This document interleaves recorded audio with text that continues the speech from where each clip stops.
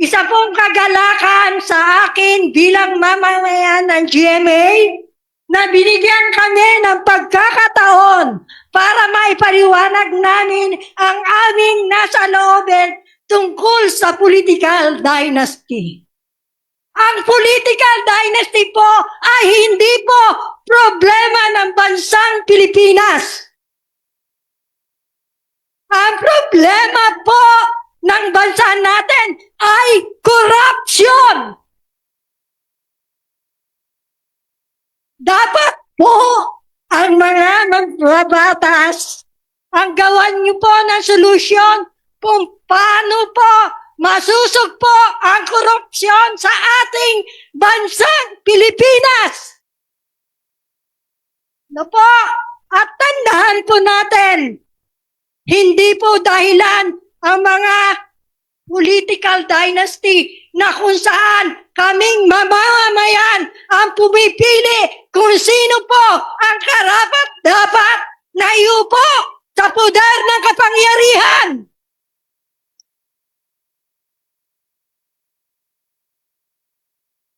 Marami po tayong problema na dapat tutukan ng mambabatas. Nakikita po natin yung mga maliliit na mga nanunungkulan, mga kapitan, mga barangay kagawad, Bausi Desk Officer, BNS, BSW, lupong tagapamayapa, mga bantay ba, mga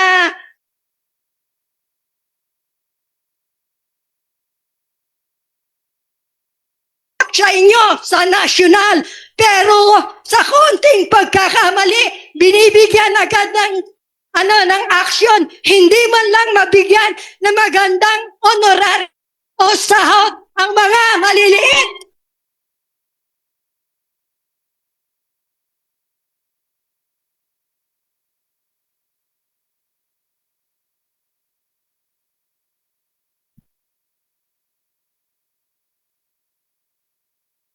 Nakakalungkot. Dapat po sa inyong mambabatas, manggagaling. Hindi po yung political dynasty ang tinututukan nyo. Marami pong nangangailangan ng taong bayan ng mga mamamayan sa bansang Pilipinas. Naghihirap dahil sa mga korupsyon na nagaganap na hindi nyo binibigyan ng aksyon.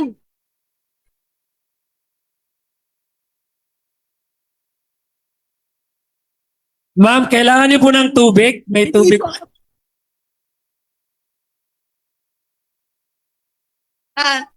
Ganito po.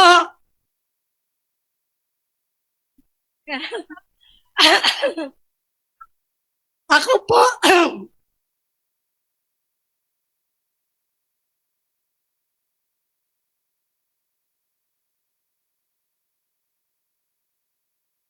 ako po ay 1968 pa natira rito sa bayan ng GMA. Tinapon po kami ni dating President Marcos. Pero nagpapasalamat po kami dahil nakarating kami dito dahil malayo kami sa baha. Ngayon po, isa po akong patotoo. Since 1968, dumating ako rito 12 years old. Ang bayan po ng Carmona ay isang hindi maunlad na bayan. Saksi po ako. Ngayon po, 70 years old na ako. Na po, ang bayan ng Carmona na magsimula po ang maupo ang mga Loyola, naging maunlad.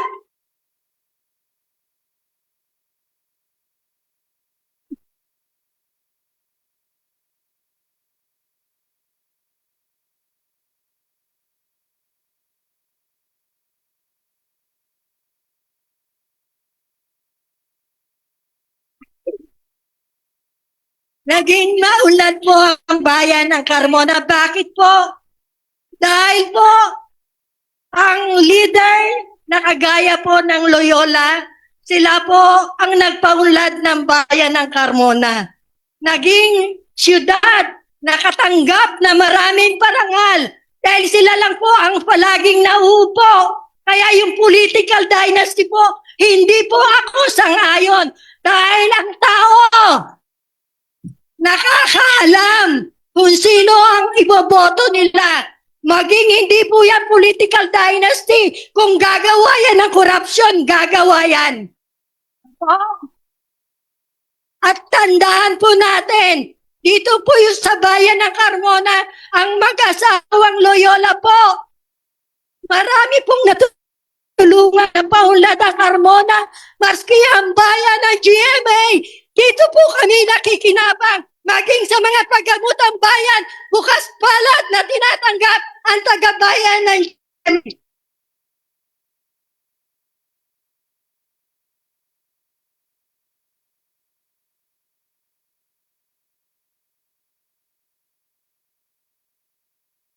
Ma'am, okay na po kayo? Pasensya na po kayo kasi yun po yung talaga Po. totoo. Sana po maunawaan nyo kaming lahat na hindi kami sang-ayon sa political dynasty. Okay. Kasi po ang mamamayan, may sarili po kaming pag-iisip, may sarili kaming pananaw kung sino po ang leader na nagbibitbit ng interes ng mamamayan na kung saan dala niya ang edukasyon, pangkalusugan, pangkabuhayan at pangkapayapaya. At yan po ay walang iba. Makikita lang namin sa leader namin, sa mag-asawang Loyola na narito ngayon sa aming bayan. Maraming salamat po. Ma'am, Sa inyong lahat. Mabuhay po. Iboto niyo ako ng congressman.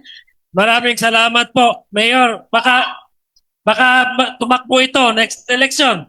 Daming fans. Maraming salamat po, Ma'am Beth Piohon.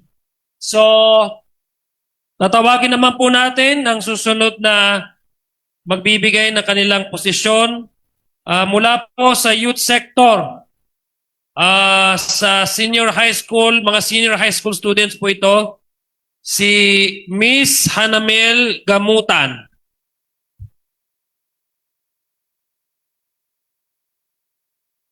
Isang magandang umaga po sa ating lahat.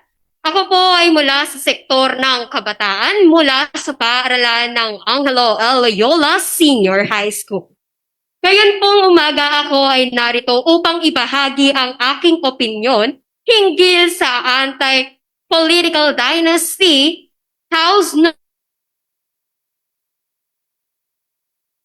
ayon po sa aking nasaliksik. Marami na po kayong ipinasang bill, subalit ni isa po ay wala pa rin pong naaaprubahan. Ngunit bilang isang Carmonian po, hindi naman po lingid sa ating kaalaman ang mga nagawang pagbabago at pagpapaunlad ng ating mayor, congressman, vice mayor at maging sa barangay section po. Subalit ngayong umaga po ako po ay magsasalita bilang isang Pilipino. Mula po sa Philippine Center for Investigative Journalism, PCIJ, 113 sa 149 sa syudad na bansa ay kontrolado ng political dynasty.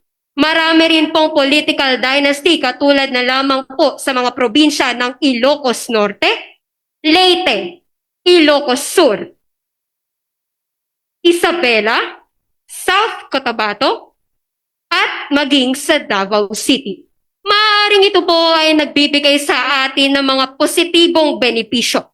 Ngunit, mula sa sektor ng kabataan, ako po ay naninindigan at sinusuportahan na aprubahan na po ang proposed bill na paulit-ulit ng pinasa iba't ibang senator, iba't ibang author. Sapagkat kung hanggang ngayon po ay walang malinaw na mapagpapakahulugan sa political dynasty na isinasaad ng konstitusyon ng Pilipinas, ay mananatili rin pong malabo ang sistema ng ating bansa. At higit sa lahat, ngayon pa lamang po, pagod na ho akong mamuhay sa Filipino virtue na utang na loob. Competencies are not inherited, so as positions. Thank you so much po.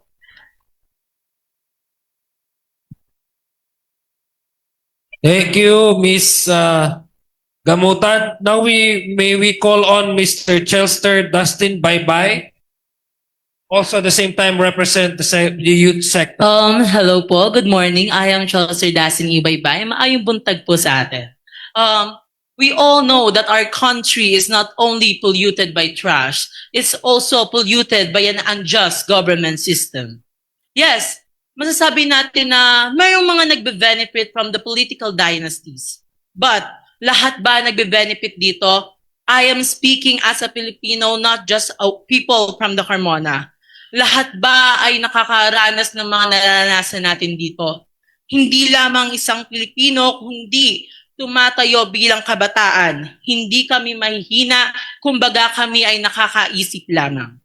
But yes, I do agree that everyone has the right to run for the candidacy. But isn't one enough? From the one family, is it unfair na bigyan natin ng chances ang mga candidate na may mas qualified?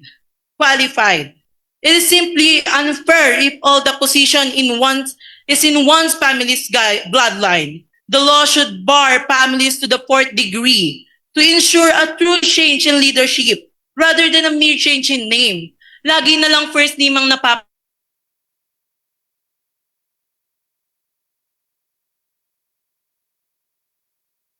people who doesn't have the no name, bigyan po natin sila ng chances.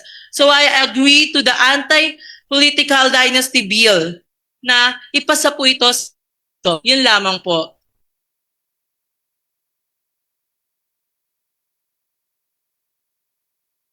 Thank you very much, Mr. Baybay. Susunod naman po si Mr. Renzo Luis Pasterio.